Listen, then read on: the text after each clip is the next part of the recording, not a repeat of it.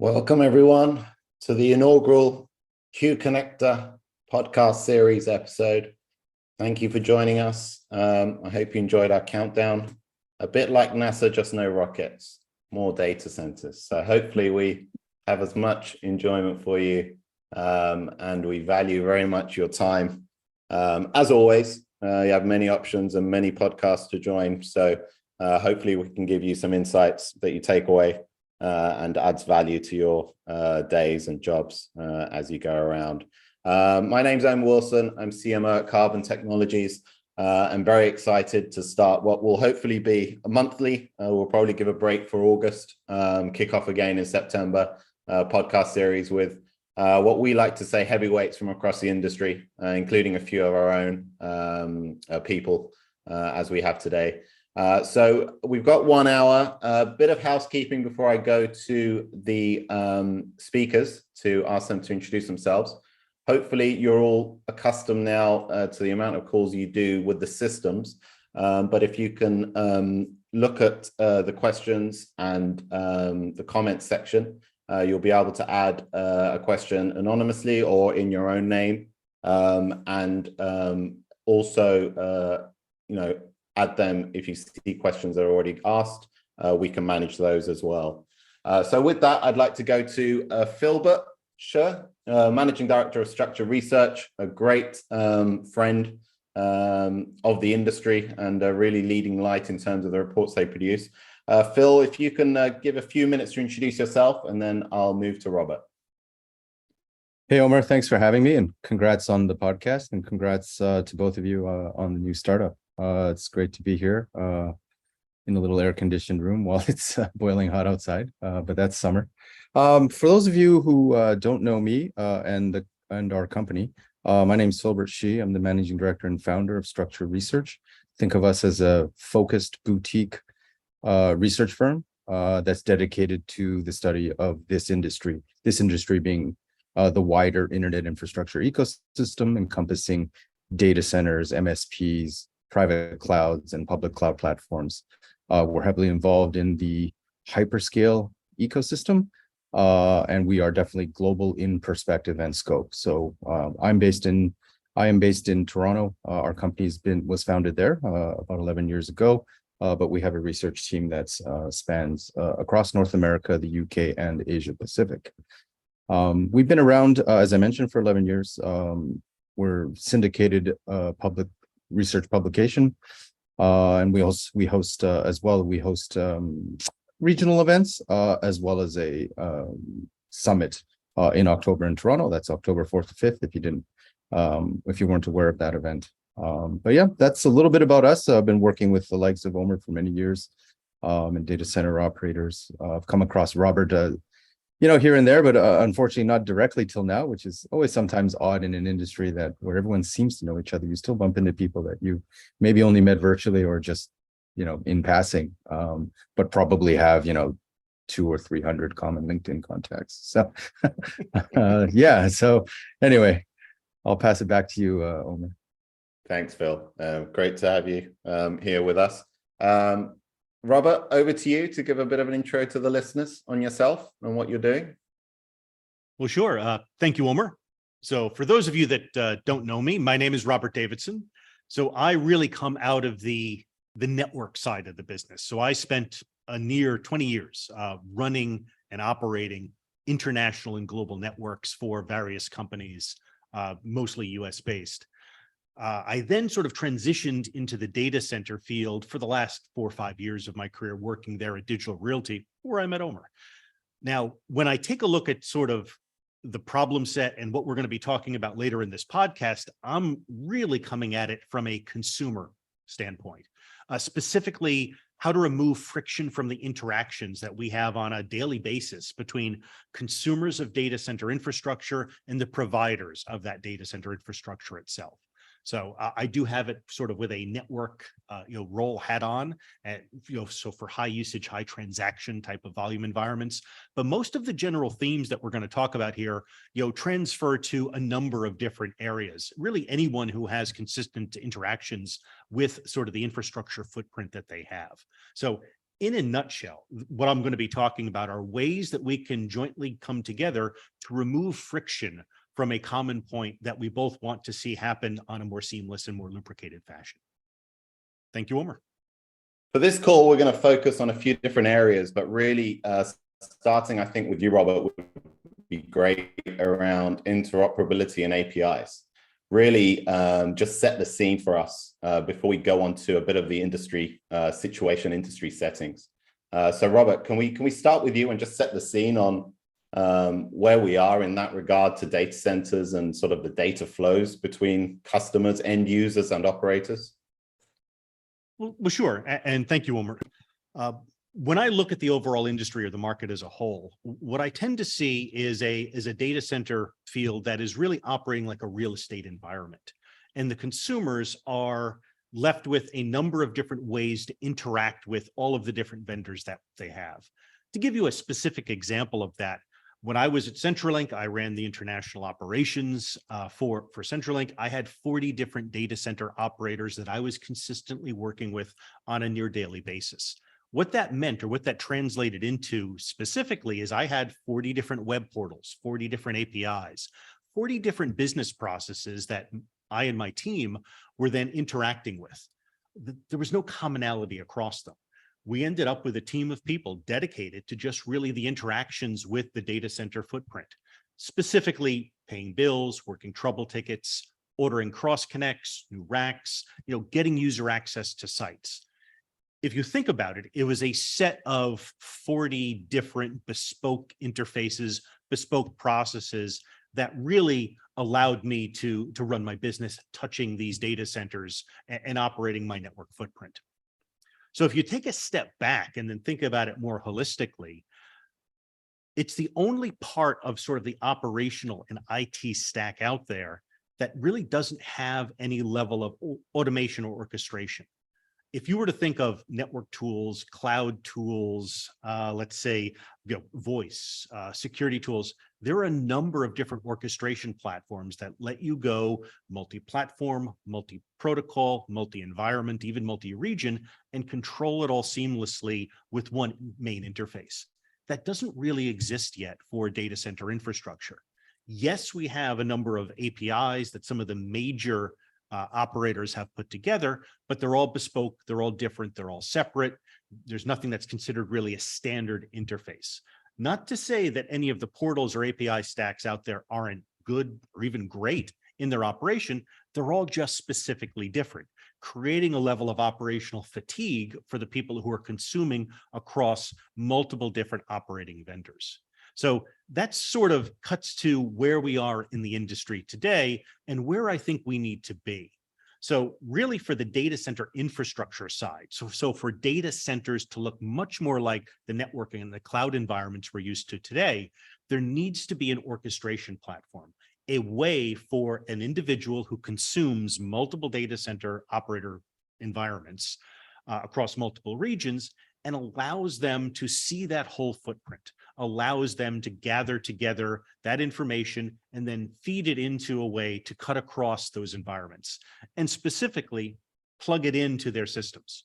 So, to give you an example here, the environment we are in today, you have a team of people that are managing all of the data centers you may see there on the left. So what you end up having is a number of manual interactions that are taking data from a highly orchestrated set of systems that a customer, a consumer may have, that they are using to run the business processes in their systems. It is going through a filter of human beings. So think of it as machine to human to machine. And then they are interacting with web portals, APIs, phone calls, emails to get the work done or to get things accomplished within those data centers. So if you were to sort of then look at it from a whole holistic stack, and we have the next slide to show, again, what I mentioned earlier is that it's the only part of the full environment, the orchestration, that isn't really API driven, that isn't in a machine-to-machine environment where you were able to control it across the whole campus. So, and that's where I think we really need to be. And that's what we're on the advent of. is how do we get to a point where there is a single platform, a single orchestrated environment that allows you to control all of those data centers that you're consuming from one homogeneous, ubiquitous platform that will then allow you to plug that information into the destination sources, the systems running your overall business. So to me, that at a very high level is where we are and where we really need to be from an API evolution and a movement forward in evolving our data center infrastructure interactions. In short, removing friction, removing needless human interaction from that experience chain. Great stuff. Thanks, Robert. And it'll be interesting to get Phil's view on some of those areas as we sort of look at the industry trends as well. But hopefully that gave listeners a view and feel of the interoperability side of what data centers are viewing and feeling at the moment. Phil, I want to move to you now to really set the scene around the current state of sort of the digital infrastructure that Robert alluded to, but from a macro level, I guess, and from an industry level, and specifically from structured research perspective, what you're seeing at present, and what's happening across the globe. Yeah, I think happy to do that. I think it's useful to start with just a bit of a temperature check, and kind of level set where we are here in, I guess, mid 2023. It's been a pretty rapid and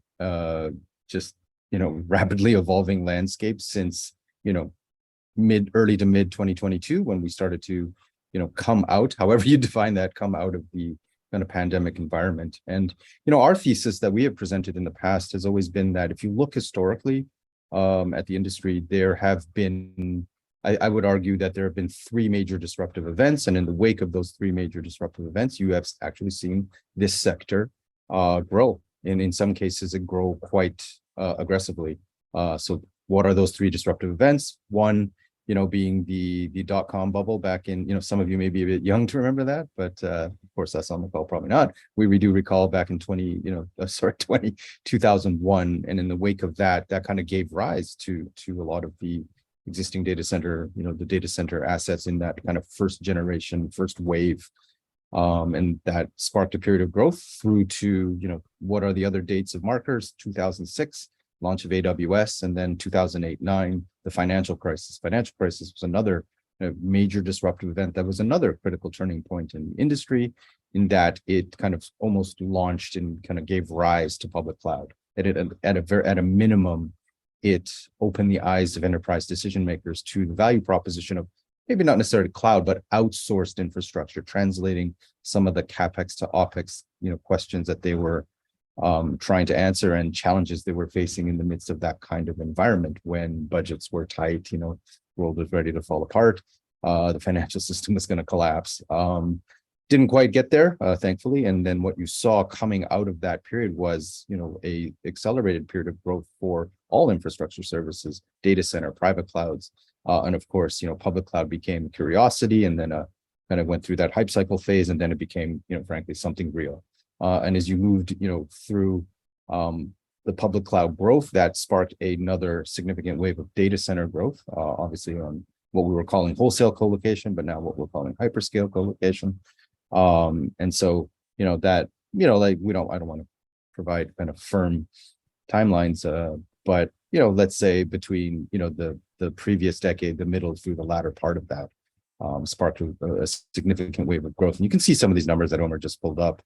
A little bit of historical there, just to give you a sense for the growth of the industry, at least from a data center colocation perspective. So sorry, that's not to get too off track, but the third disruptive event, of course, being the global pandemic.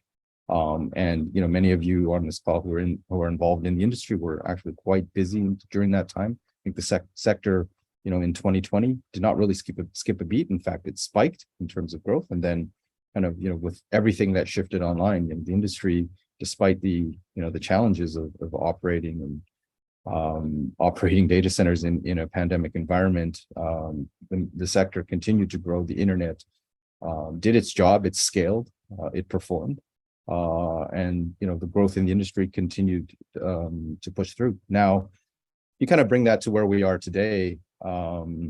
we were, at least us on the analyst side, I think there were a lot of reasons to think that the post-pandemic environment that would continue, and that we would be reaching, perhaps reaching a point where growth would accelerate again. It hasn't quite happened that way. Maybe some of us were a bit too optimistic, and analysts like myself can be guilty. But we've kind of had a, speaking of the NASA launch, Omer, that you read, a bumpy re-entry back into the real world, or the Earth's atmosphere. So it's been, some of these conditions created by the pandemic have persisted. There been some after effects that perhaps some of us overlooked. But not to to get too long-winded, I think our thesis is that the sector is going through what is right now a bit of slowing growth. The growth is still there, it's still moving in a positive direction, but I think the most important takeaway is that the underlying fundamentals that drive growth in the sector are still there. So I talked about CapEx to OpEx, the value proposition of outsourced infrastructure, the move now you're seeing from traditional systems, from legacy systems to next generation systems, a lot of optimization around cost. What gets lost in that conversation is that organizations are optimizing their infrastructure. They're making decisions around how they want to deploy, how they want to do that efficiently, and how they're going to accommodate that next generation of workloads. So these numbers here, we've just adjusted. We're in the midst of finalizing our final adjustments. So mid to later this year at our summit, you'll see some of the new numbers. And actually, we've seen a bit of an uptick in terms of the 5-year CAGR, but it's still in the kind of low double-digit range. Omer, if you skip to the next slide, I think another driver behind. Yeah, Phil, I was just going to say this drop is a COVID CAGR drop that you're sort of semi-predicting here. Is that exactly, like a little bit of a drop off, and there are other factors involved in this, of course. But if you skip to the next slide, we can look at the public cloud side of the equation, which is a big driver of the industry. Where you can see there, growth is still healthy, but this year we're seeing public cloud maybe drop down close to 20% overall, and this is hyperscale public cloud infrastructure. A bit of a somewhat conservative projection in terms of how we think it will recover going forward through 26, 7, 8. But I would add the disclaimer that this does not. So we update these numbers actually on a quarterly basis, and sometimes quarterly is not useful, but I think for public cloud it definitely is. And what we're watching very closely that will impact these numbers through the year is what we're going to talk about later, I guess, which is around AI. Can that demand really start to move the needle? But for now, this is kind of where we are projecting how things are going to go. And always, we track public cloud to know that and to understand that if it starts to accelerate, there's going to be a spin-off effect for not just data center colocation and interconnection, but infrastructure services in general across the ecosystem. Maybe I should keep on going. If we want to just give you our attendees on the call a regional perspective. Do you want to do a regional view, and then we can go back? Just some quick touch points. Yeah, absolutely. So just to give people a global, so this is kind of just splitting up those global colocation numbers on a regional basis.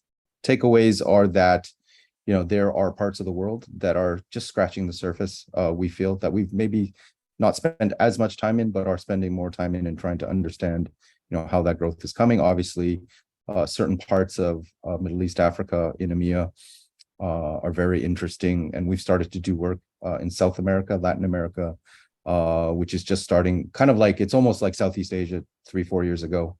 And of course, Asia, according to our numbers, has become the biggest market in the world, and markets like India and Indonesia are just huge markets with huge potential that perhaps we're not even, that we're maybe underestimating in terms of how much growth potential there is. We are talking about 1.56 billion people or more. I've lost track.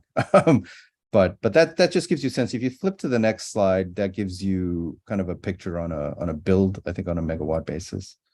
Just before that, We got a question. Thanks, Robert. Robert Linsdell, formerly of Vertiv. Thanks, Robert, for joining and all your many insights for the industry. Just a quick question, Phil, on the hyperscale growth stats and your sources. I'm sure you've got multiple sources, but what do you use for those growth, or how do you get them at a high level? Yeah, for sure. Happy to share. So total hyperscale public cloud revenue is essentially 7 companies. So 4 US, 3 from China. I think we know the names. Some of the information is publicly available, like AWS is probably the clearest disclosure available. The others require a certain amount of triangulation, let's call it. So for example, I'll just give you a quick example. Google Cloud discloses a cloud number, but I would say 55 to 60% of that is Google Apps, right? Now Google Apps does consume, if you're on the data center side, it's relevant that 55, 60%, given that it consumes data center infrastructure, and a lot of that could be co-location. But what we take from that number to put into this projection is the raw cloud infrastructure, or pure cloud infrastructure as a service, if you will. So that's what we've done with, same thing with Oracle Cloud, with the Microsoft businesses. We tried to strip out what is just pure raw cloud infrastructure. And so the numbers are actually quite a bit smaller than what you might see in the media. If you're reading through the disclosures, there's some very big numbers, but we've tried to strip that down to what is raw cloud infrastructure. In terms of, so not all, I would just add one quick thing, in terms of the projection, it's a combination of art and science, and a bit of, future projection and historical analysis, all of that, we put it into, our algorithm, let's call it, but it's not really an algorithm, but into our calculation, and to try to use that insight to create what we feel is a reasonable, and I would say we try to slant to conservative projection in the industry. Got it. Perfect. Thanks, Phil. Yeah. Which slide were we on before we head back to this one. This one. Okay. Yeah. That one is just on a megawatt perspective, just to give everyone a sense of how much building is going on across the world. And then, on the next slide, just to give a sense of how public cloud, how it splits, that large, I think it was 185 billion, how that splits on a geographic basis. We've used our own kind of way to analyze the world on a regional basis. As you see, we've split out the UK, we split out East Asia, ANZ, Australia, New Zealand, we split out, and Southeast Asia is kind of its own region. But this is where we have it so far. It'll probably get more granular as we go forward. And just if you flip to the last slide, you'll see the difference between that's our current year, 2023 projection, and this is 2028. So essentially, do some quick math, 2.5 times, or more than double growth in the next 5-year period. And so you can see how the numbers change.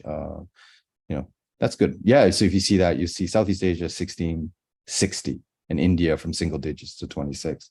So even with a projection of say 20 odd percent 5-year CAGR, that's what kind of the total market share number would potentially look like. Canada, essentially quadrupling. And you see there 3.3. I like the toggle back and forth. That's very helpful. It's manual. The regions aren't surprising us too much, Phil. Right? Canada is a phenomenal growth. But really, if you like India, Southeast Asia, it's not surprising anybody. China and East Asia, I think, a bit of a call out to Japan as well. That's a significant growth as well there. We're hearing a lot about Japan and the technology ramp that's happening there, I guess. So this is the infrastructure supporting it, right?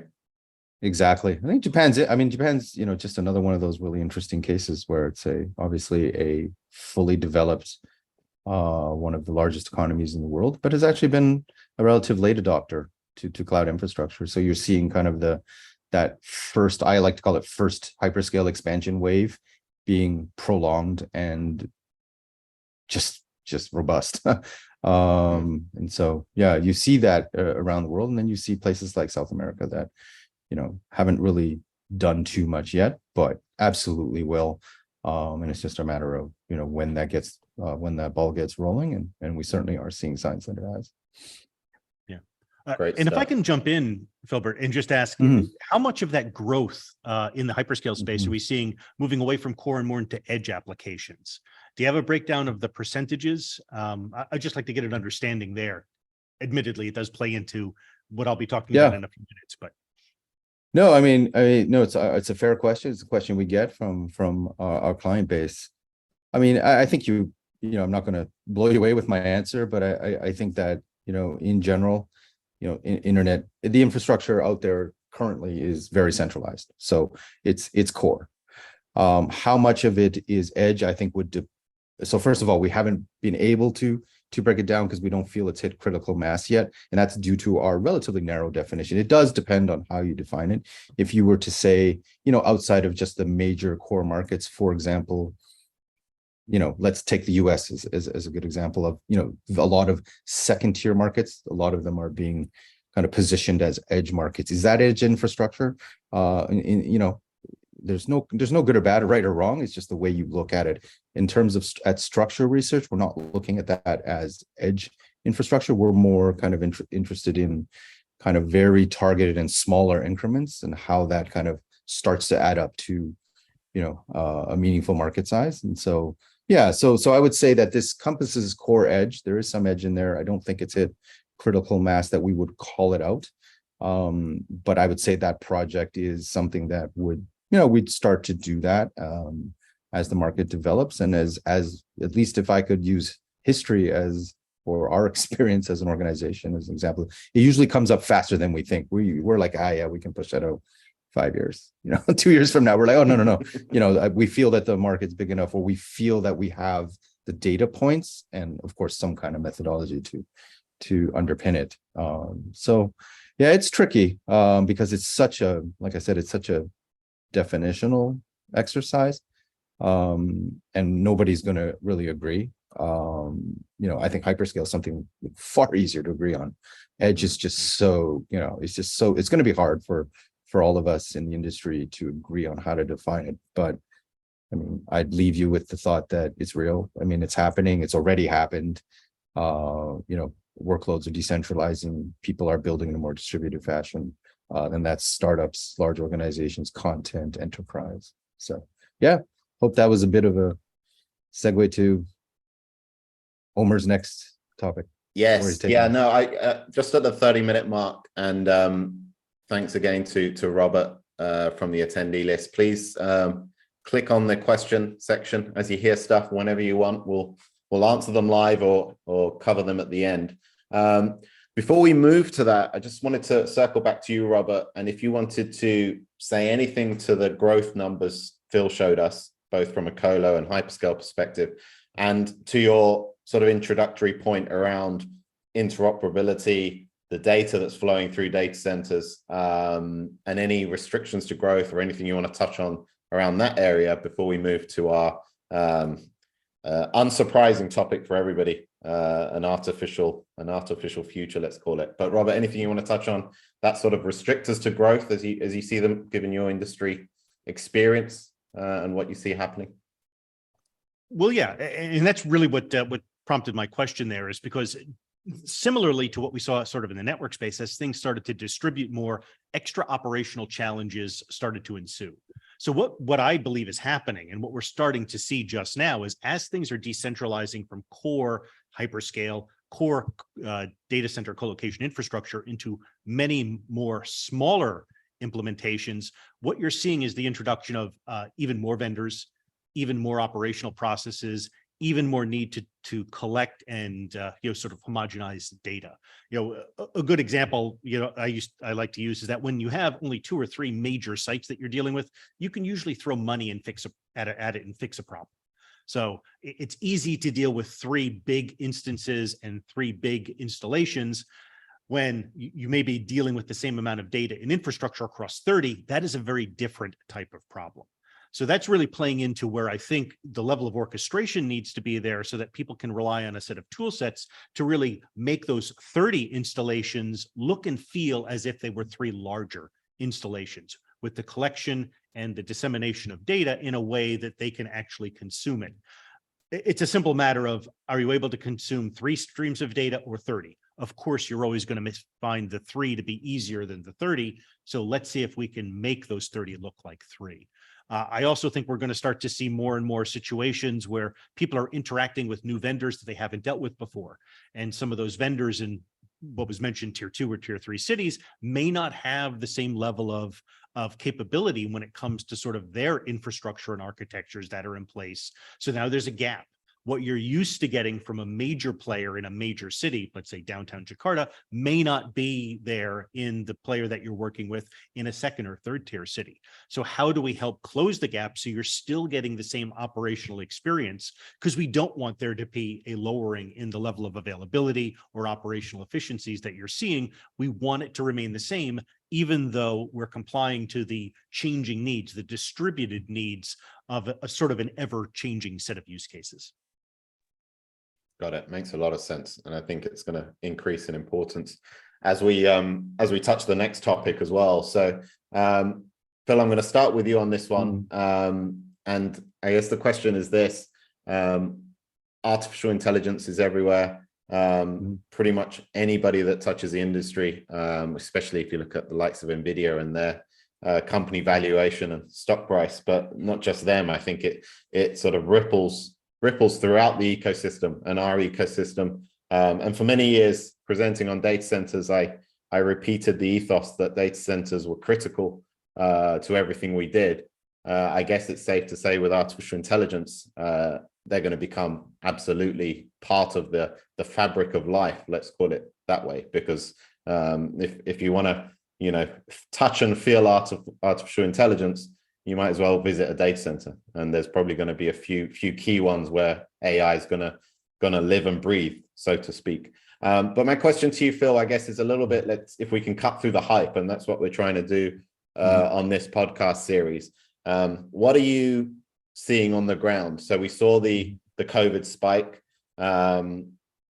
Is the AI hype and investment rush translating yet into data center projects, or are we still sort of a little bit wait and see, and current capacity is enough, I guess? Is that, where are we, do you think, on that tide of AI? Yeah, I mean, the proverbial hype cycle, anyone, but is a useful, it's a useful paradigm, right? Because it kind of, to answer the question directly, kind of pinpoints where we are, right? So I would say we are early, and that's not the kind of detail you're looking for, but I think I think that's actually one of the better questions, Omer, is kind of, where are we in terms of this being real, and are we or the data center industry ready from a capacity perspective? So I would say we're at that point where the demand is emerging, is not yet, shall we say, critical and pushing the envelope to the point where there's a lack of supply and capacity out there. Yet at the same time, what's happening is that we are definitely, I think most people understand where this is going. I think it's very similar to public cloud, right? Hyperscale's early gen, where we knew where it was going to go, and people, operators, investors, real estate were starting to plan ahead and to procure the assets that you need to accommodate and build the kind of infrastructure needed to support it. So we're kind of like almost not turning back the clock, but kind of going back to a similar situation where we were, 10, 12, 13 years, something like that ago, depending on what part of the world you're in or thinking from. So that's kind of where I think we are. I'd love to share just some random tidbits that I've come across recently in my kind of interactions, briefings, travels. So maybe great. We'll pivot to so a lot of the AI is, I think some of it, I think I've read something really recently where I think an AWS executive said they're able to accommodate existing demand on their cloud. So they do have, I think they've made a huge investment in 2015 with Annapurna Labs. That's kind of given rise to their high capacity instance line. They're doing a lot of internal work to develop the capacity for these kinds of workloads. So that's kind of, so I brought that up because that kind of just kind of to your point, Omer, that's kind of where they are. They're able to accommodate what they're seeing right now, give or take. Oracle, recent earnings call, same thing. They seem to have won quite a few AI deals, and that they claim that their OCI Gen 2 is able to, part of the value proposition is that it can accommodate a lot of the existing, at least, AI demand that's out there. And we've heard some of the numbers of what this could look like, but we're not quite there yet. Talk to a hyperscaler on the US side. I'll just narrow it to that. And this is a really fascinating tidbit. I thought just having an open-ended conversation about. So what do so we're all talking about, right? Sit down, order the coffee, and AI. Where are you guys? And this person was quite obviously plugged into the infrastructure procurement side of Google Cloud. Did I say Google Cloud? Of a cloud? Scratch that. One of the clouds. One of the clouds. But they were candid. I'll just tone down the comments, but they were candid about where. Because of that, I'll tone down the comments. But they were kind of candid about where they were. I'll just leave it at that, which is to say, very much early in the planning phase, very much just trying to figure out what it is they do. And I think you could extrapolate from that, or at least take from that they don't. I think they're not quite sure of where this is going to go. And I think that's fair. And I don't think that's a really, horrible disclosure I just made. I think that it reflects kind of, how they're looking at this. They're trying probably the same, Phil, for all the others. I don't think there's one provider that knows how this is going to plan out and how to prepare for it. It's really similar to the hyperscale cloud growth, watching it as it happens, I guess, a little bit, right? Yeah. And I think that's what you're looking at, is that tipping point. I think that's the critical question now for the industry. Like, how far away are we from it? Are we 2 years away or 5? Because things could get really interesting quite quickly. And it's not just because of the demand, but I mean, we're also facing challenges around supply chains, around, chips, these GPUs, how much supply is out there, how fast can it get to market? And then the infrastructure, can we build can the industry build large and, can it scale fast enough, power this and cool it when the demand is there. So putting these pieces together, you could see where the timing might, I would say, if you want crystal ball, I would say within the next 3 to 5 years, we will hit that point where we're kind of behind, right? And we're not able, just because we're still kind of coming out of those post-pandemic bumps, that bumpy reentry, so it's a heck of a challenge. I do think it's going to fundamentally change, and maybe this is where, segue to Robert. I don't want to hog the microphone here, but AI, existing public cloud infrastructure was not built for these workloads, right? They're at that point right now where they can do it. But that tipping point will come. So what is it that they plan to do? Build out, could it be, could enterprises go back to building their own data centers? That's a question the industry has to consider. Will the public cloud start to build AI cloud regions just for AI? I would say that's probably more likely than not. But all of these things, I think, are things that are being considered. And I think the great news for Robert, Omer, for your startup is all this means is more more locations, more data, more flows, more data places flowing. Just more everything, which is always been, I think, the thing with internet infrastructure. It doesn't get easier, it gets harder. And here we are. Certainly are. Excellent, Phil. Really excellent. Robert, I'm going to segue straight to you, given time, which is rushing away from us. But again, on AI, but specifically to the area you positioned really nicely for us at the start. With these increased workloads, what does that mean for what's flowing in and out of the data centers? How's the infrastructure going to have to adapt to that? Well, actually, I think it's a great question. And it's something that actually has 2 different angles that we need to look at it from. First off, it's going to be, Can the infrastructure support it? Can we retrofit the infrastructure to support it? And what does that mean? Because it's a very different set of parameters that we need to support these AI workloads. And what that means to me, just at a very high level, are the tolerances are going to be stretched. So a data center that was built for X, we're now asking it to do Y. So what does that mean? We need to make sure that instead of measuring and monitoring how things are working on a monthly or weekly basis, it may be daily or hourly, that we need to make sure that those tolerances are all there and in check, which is why we need tools so that can automatically be done. This isn't something we want to rely on a human at the end of a month checking parameter sheets and SLA criteria like we commonly do today. It needs to be far more dynamic. So that's really on the managing of the infrastructure there. And then if we also sort of take a look at it from a different angle, we're going to have data centers with many different types of workloads in them. We're going to be managing many different types of environments, some AI, some private cloud, some public cloud, some purpose-built and maybe some old mainframes.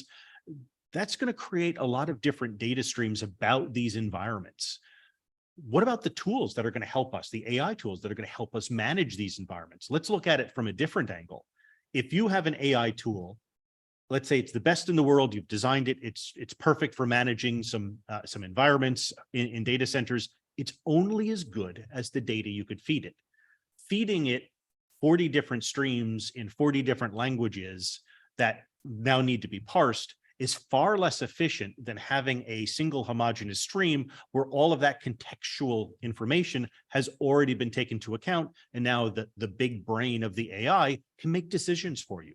Do we move workloads? Is it far more costly to do X load in Singapore than it would be in Hong Kong, let's say, just because of energy, cooling dynamics, or different data flows? These are all things that are going to become far more important as the tolerances go up, as densification starts to hit these data centers, and as bandwidth needs. All of these are factors, energy, cooling, densification, network flows. It gets to be a very complex calculation to determine where and how to manage these workloads. That's a perfect solution for an AI engine who can get access to all of the data in real time scenarios can start to make. Wouldn't it be wonderful if we were in an environment where a set of tools, a set of AI tools could be turning up and turning down workloads in different environments based on changing pricing in energy data, let's say. These are things that it could do to help us manage those environments. So to me, you have to almost look at the advent of AI and what it does on two different angles. The stresses it puts on the data centers and how we need to better collect and manage data about all of those footprints, as well as how AI can now benefit the manage of all of these workloads, not just the new AI workloads as we're changing. If I can just take a step back, because I'm old, 20 years ago, we built one type of data center. It was a data center, and whatever you did, you put into a data center. We're now in a scenario where you could reasonably say there's 10 or maybe 12 different specific use cases that you're building to. You're not building a data center anymore. You're building an access edge for connectivity. You're building a hyperscale campus, or maybe you're building an AZ parent. Heck, we even have micro edges now. So when you start to think about it, there are a number of different, very discrete criteria. We've started to hone down what we mean when we say data center into a number of different scenarios. It isn't one size fits all anymore. And now each of these scenarios has its own set of management criteria around it. So we're in a very interesting and changing area. And not only are you building now to these scenarios to optimize and save money, but now if you're forcing one load into another, you're creating tolerances. Those need to be managed.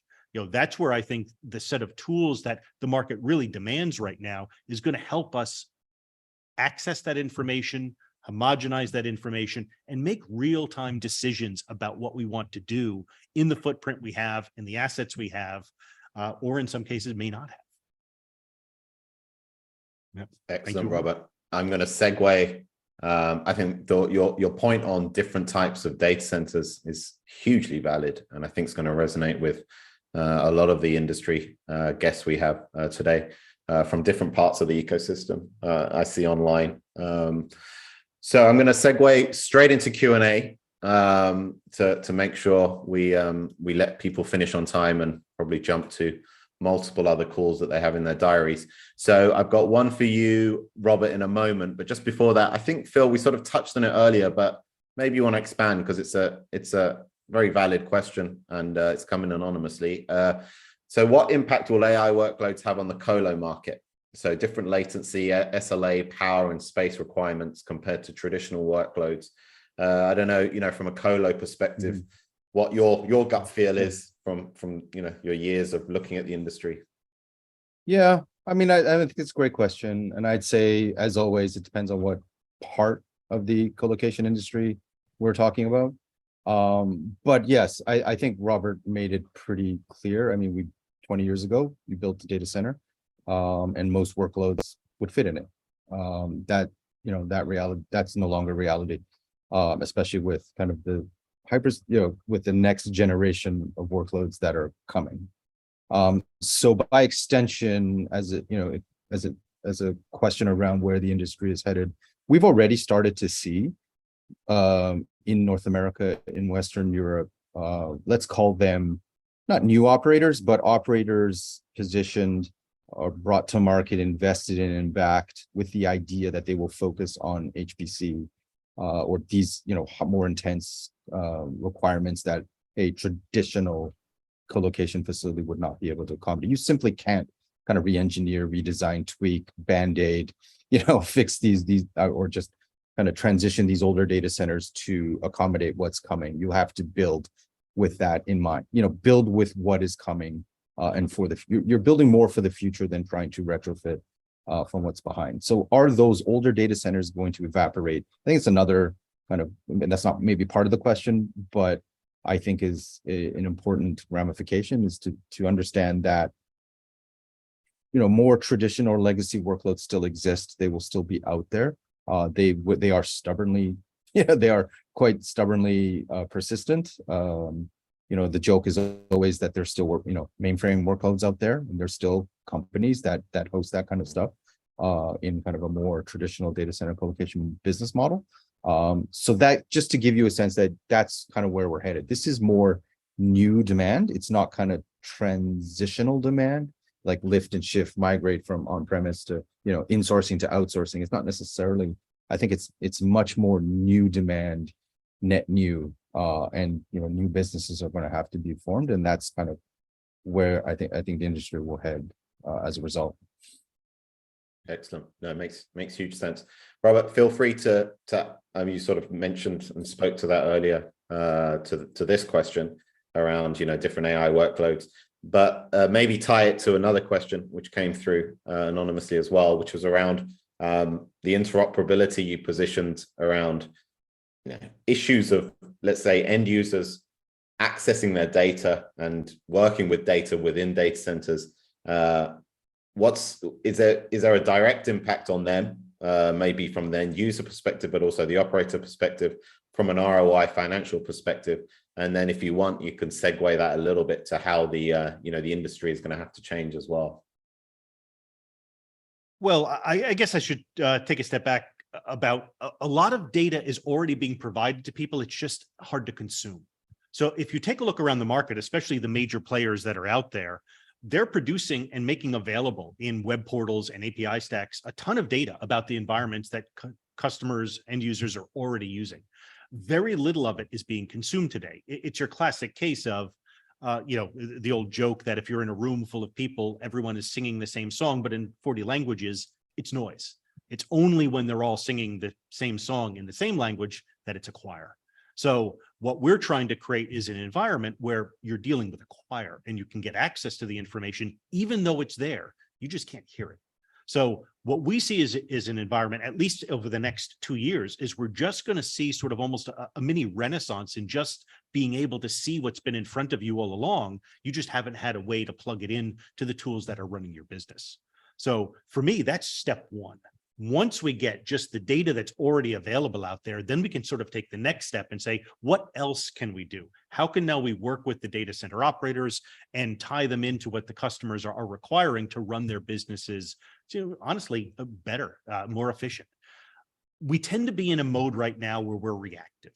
I still tell the story, true story. 10 years ago, I received a $7 SLA check because I almost lost a data center in Singapore. Great. I got a venti latte out of the deal, but I would have lost my job. I didn't want to react in that way. I wanted to know about that issue as it was happening. And guess what? I probably could have moved my workloads dynamically out of that data center to an adjacent data center, removed it happened to be a heat problem, could have turned down issues, helped with the problem if I had known in real time that problem was occurring. I didn't. Now, I was lucky, didn't lose the data center. I got an extra venti latte out of the deal, but that's not the scenario we want to be in. We want to be in this scenario, as I was sort of alluding to earlier, where there are tools, where you have access to the information. And by access, I don't mean 40 employees 24/7 staring at 40 web portals, hitting F5 to refresh the screen all day. I mean actually having it in your Salesforce, your ServiceNow, your SAP applications, so that you know what's happening when it's happening. So to me, that's where we are. We're going to see a mini renaissance right now in just getting access to the stuff that's already there. And then we're going to see a movement to say, how do we want this interaction to work? How do we want a frictionless environment between consumer and provider to actually work the way it works, quite honestly, in many other parts of the IT infrastructure stack? Excellent. Thanks, Robert. I think we've covered the questions. I'm going to stick to my promise to give people enough time to get to their next calls, which is always the mad rush.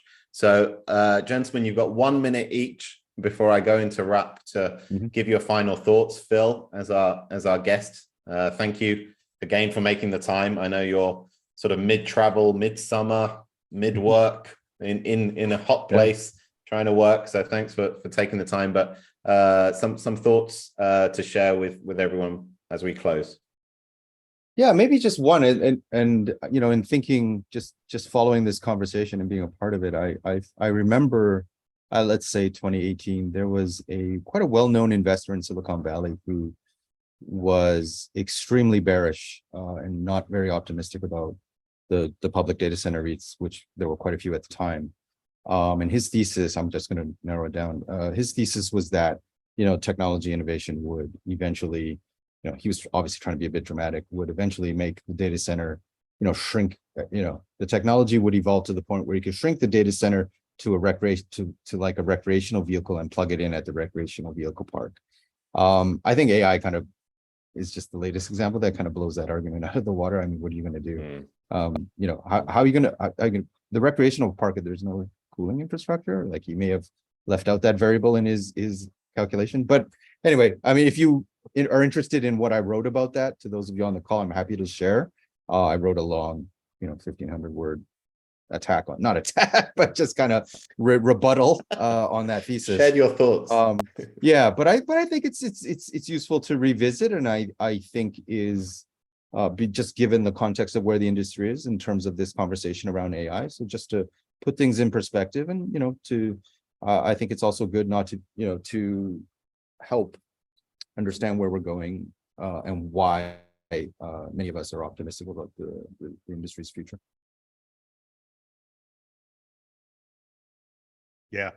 And if I could just jump in on my side there, just to follow up on that, it's sort of leads off the old joke, 100 years ago, someone in the patent office in the US, famously said, hey, we won't need a patent office soon because everything that needs to be invented or will be invented has been invented.